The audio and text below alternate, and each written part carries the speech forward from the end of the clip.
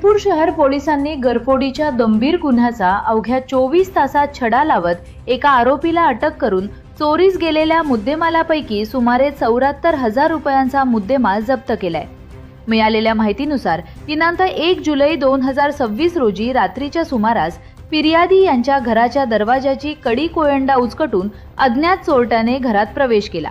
यावेळी घरातून 14,000 रुपये रोख, एक LED टीव्ही, एक AC तसेच 2 लॅपटॉप असा एकूण 74,000 रुपयांचा ऐवज चोरीस गेला होता।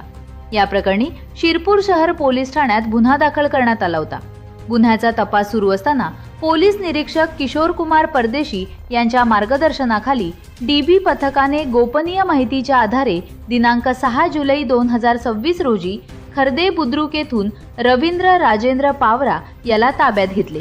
चौकशीत त्याने गुन्ह्याची कबुली दिल्यानंतर चोरीस गेलेला मुद्देमाल पोलिसांनी हस्तगत केला। पुढील तपास शिरपूर शहर पोलीस करीत आहेत।